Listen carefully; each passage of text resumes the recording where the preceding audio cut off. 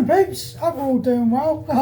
I've just had the joy of watching Keith, Letstab59, talking about block jobs, and on that point, as you can see, I've got my rubber gloves on, and don't call me Marigold. For those of you that don't know, check out a program with Alf Garnett called Till Death Us Do Part, because he had a cleaner who was coloured, and he was known as Marigold. So don't you ever call me Marigold, because I'll kill you. But Keith was going on about block jobs. Now, I joined the army about the same time as Keith. I think Keith joined in 76, I joined in 77.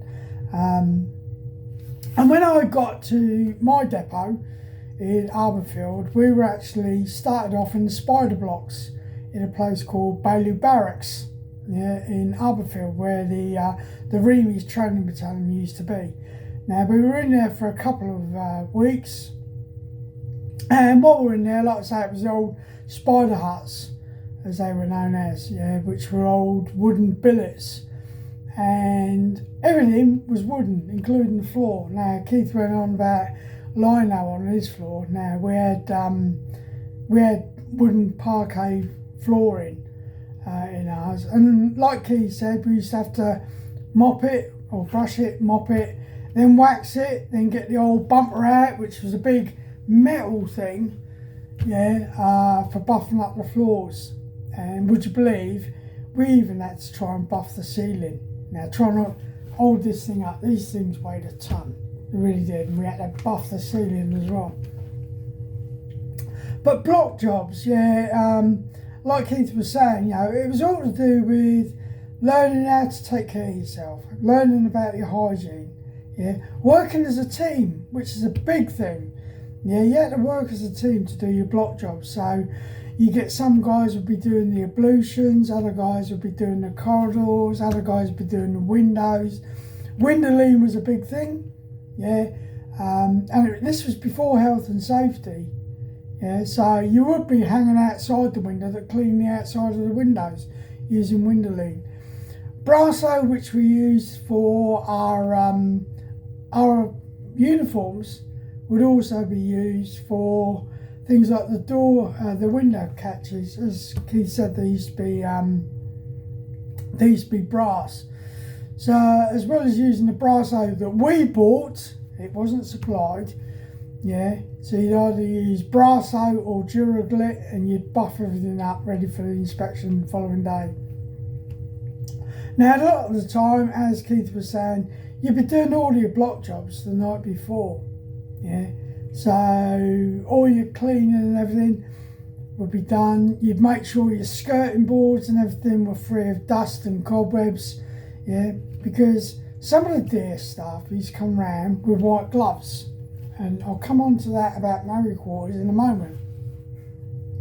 But they'd run their fingers around the top of the door frames and everything like that. If there was any dust on their white glove, look out, because you've got a re-inspection. Outside areas, again, we used to have to do our outside areas. So you go around the outside of your block, you pick up any rubbish, fag butts and everything, because during the 70s, a lot of blokes smoked, so of course they'd be outside smoking, throwing the dog ends everywhere. And people like myself that didn't smoke, we weren't exempt. We had to pick up dog ends. There was none of this, you don't smoke, so you don't have to do it. No, we all worked as a team to make sure that following day, when we had our inspection by our, could be our corporal, could be our platoon sergeant, in some cases, could be our platoon commander, would come round and do the inspection. But as Keith said, when you got back to your, once you completed training, and that included for us in the REME, so we went through basic training, or I think they call it phase 1 or phase 2 now, I'm not sure. But you did basic training, then you went on to trade training. So of course I moved from Arborfield, I went to Borden down in Hampshire, which is where the School of Electrical and Mechanical Engineers used to be. That was for all the vehicle mechanics, vehicle electricians, basically anyone that wasn't a electronic technician, yeah, would have gone to see me down in Borden. But we moved into what we call the Sandhurst block. That changed its name to Prince Philip Barracks, which I believe they've now called the trade school in Lynham, Prince Philip Barracks. But again, it was all wooden floors, so we'd be bumpering the floor, we'd be doing this, that and the other, and making sure that everything was clean. As Keith said, we were in rooms of about 8 to 10 men, yeah, and it would be bed locker, and so on.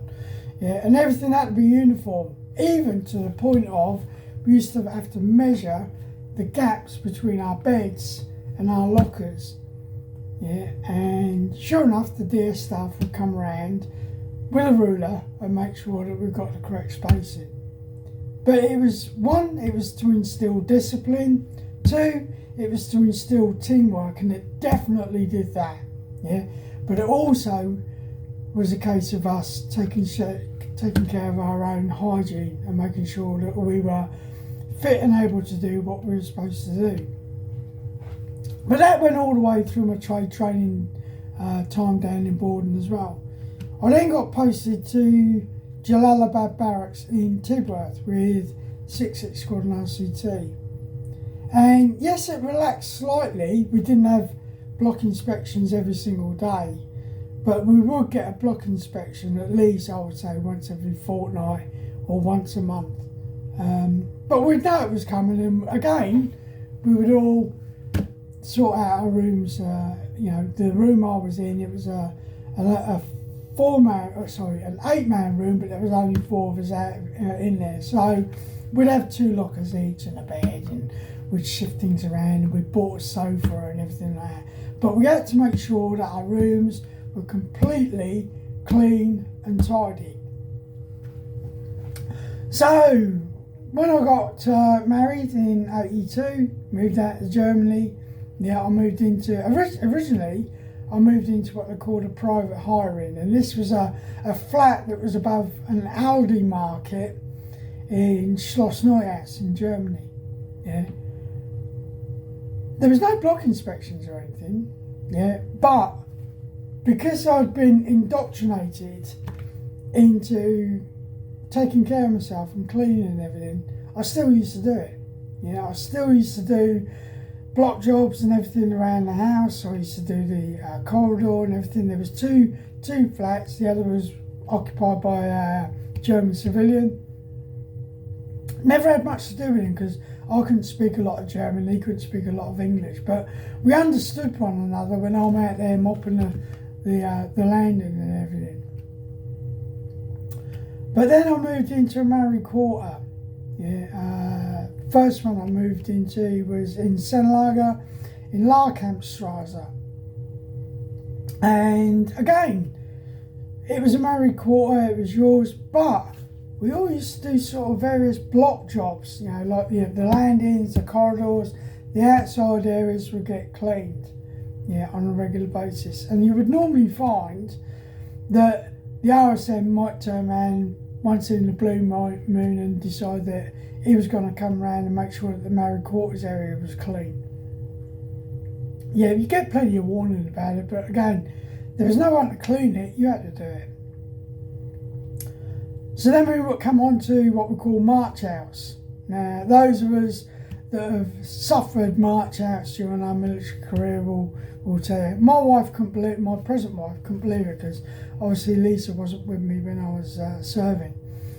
But the fact that your married quarter had to look as though no one had ever lived in it when you marched out was amazing. Yeah, and the first experience of it, I just couldn't believe it. And again, the estate warden came round with his white gloves.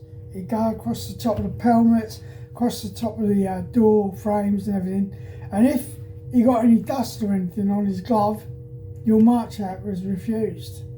Now, fortunately, because of the fact of going through being a single soldier, I didn't find it a trauma. Yeah, it was something that had to be done. Yeah, and I never once in my whole time of being a pad in the army yeah, from 82 through to 2000, did I ever march out refused. I know of some people that did, and one example of one was a lad when we were in Werl in Germany. I was with the Black Watch, and this young private who lived in the same block as me, we had 4 flats, he was on the bottom floor.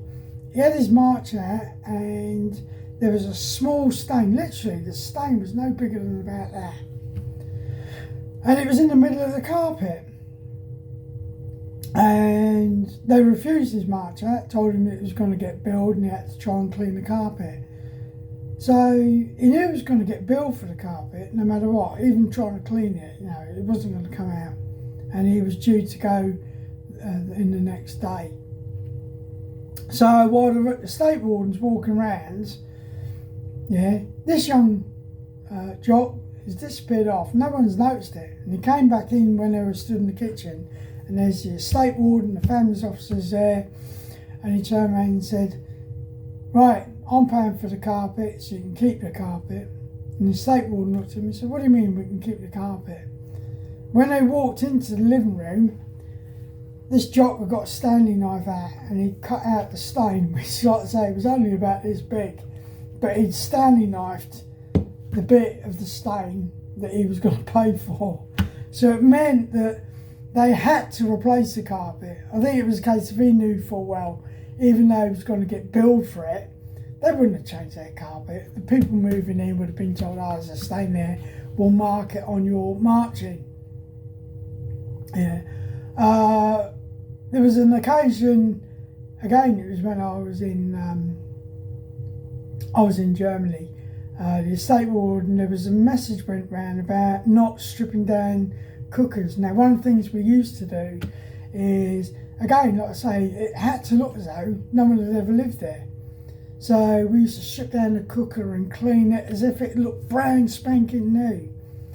But a signal had gone around, and it mentioned about the fact for us to stop stripping down cookers, because some of the guys had stripped cookers down, rebuilt them incorrectly, and there was problems with them.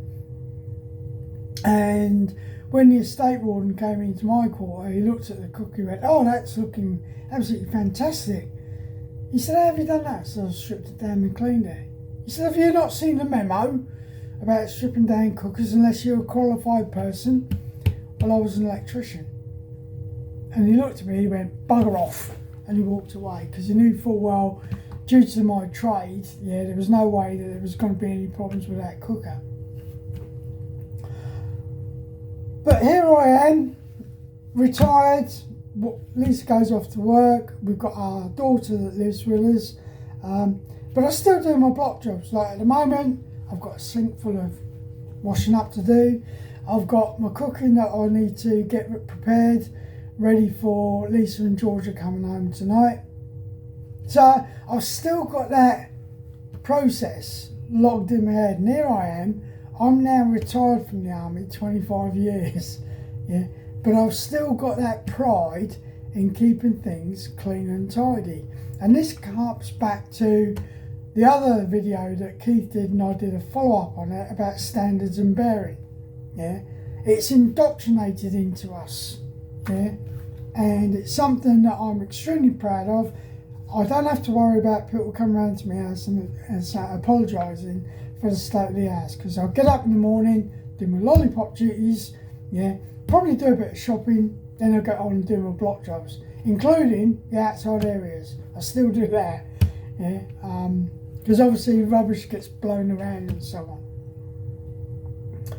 But during COVID, my mother-in-law had to move from one flat to another, yeah, because there was a problem with the flat that she was in. There was a leaking roof and the ceiling had caved in. And she got moved from her little flat in Quorn to another flat in Loughborough. So the council had assigned her this flat. Lisa and I went round, and we could not believe the state that this flat had been left in. The previous occupants had left. There was wallpaper hanging off the walls. It was an absolute pit, it really was. So guess what? Out came the marigolds, out came all the cleaning kit. there was no way that I was letting my mother-in-law move into what was an absolute pit. Yeah, and we cleaned it before we moved all the furniture and everything in. Then once Linda's flat had been renovated and we had to move out of the flat, yeah, by the time this came about, I'd stripped all the wallpaper off the walls, yeah, because there was no way she was going to live in this absolute, excuse my French, shit pit. Yeah, I complained to the council. I even said to them, you know, is someone going to come around and decorate? Yeah, nothing happened. I mean, Linda was in there for about 10 months, yeah, during COVID. Nothing was done, but when we came to move Linda back to her flat in Corn, again, I went in with Lisa, we completely gutted the flat, yeah, we completely cleaned it down, made sure that everything was clean and tidy, ready for when the next council occupant came in, yeah. But that's pride, yeah, that's having pride in yourself, yeah. I would not want to hand over something to someone else, yeah, in an absolutely bogging condition. But that is pride, and that comes about with standards and bearing, as we said before. So, like I say, Keith was on about various block jobs, some of the silly stuff we did. Good example in Canada with the black watch. The tumbleweed wasn't allowed to tumble. We had to nail that to the floor. The army spent so much money on paint when we were out in battles in various battle groups, because every time another battle group came in, you'd find that Camp Crowfoot would get painted in those regimental colours. And I know the 3 medmans that I did, yeah, it was ridiculous.